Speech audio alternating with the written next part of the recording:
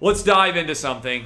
It's been a long time since I've been super crushed watching a baseball game. Long time. I have bought in on Braves fandom. My fifth grader has become a huge Atlanta Braves fan. This started, he was putting on the games every night for the past several years. During COVID shutdowns, when there was almost nothing going on, we were watching the Braves every night. The Braves are on every night, honestly, in the Travis household. So I have become belatedly a Atlanta Braves fan. And Cody Bellinger ripped the heart out of the Travis family on, what was that, Tuesday night, last night, with his 3-run homer in the bottom of the 8th inning. I feel like I jinxed it. I went on Fox News with my guy Will Kane, and I said, hey, this would be an amazing turnabout if the Atlanta Braves, who weren't allowed to host the All-Star game, suddenly were able to host what would be the World Series. They were so close, so insanely close to going up 3-0 in this series. I was watching it with the family. I was excited. I was telling my boy, I was like, hey, Braves are in the World Series. We're going to go watch games, bud. We were all in.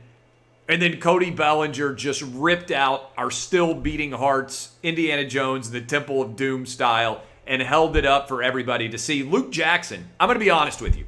Luke Jackson, I believe, is the pitcher who was in for the Atlanta Braves, 77, because he's a big Star Wars fan. Star Wars came out in 1977. I actually watching the game.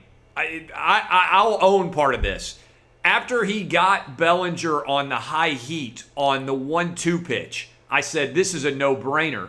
Go higher on the high heat. He's going to not be able to resist it. He's going to swing. It's almost impossible to catch up with those high fastballs. You tell your kids all the time, don't go after the high stuff because it's so hard to catch up to that pitch. I legitimately would have done the exact same thing that he did. I said it sitting on my couch. I said, give him the high heat. You're going to get a strikeout.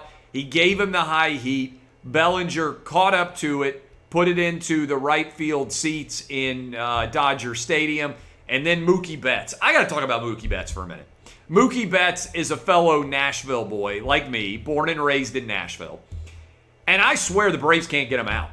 Every single time he comes up, he gets on base. I don't know why they decided to pitch to Mookie Betts. In many ways, I think that was a poor decision.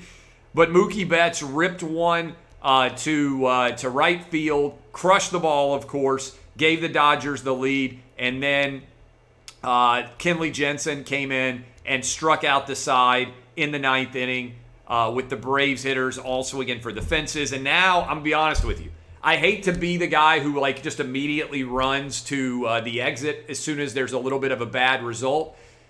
But I think that bottom of the 8th inning, I don't know how many of you agree with me, I think the bottom of the 8th inning changed the entire series. Braves get out of that inning and they win that game. I don't think there's any doubt they are going to the World Series. I feel like the Dodgers are going to come back and win tonight and even things up at 2-2. And from there, I think the Dodgers are going to go on and win this series. I really do. And it's such a kick in the teeth.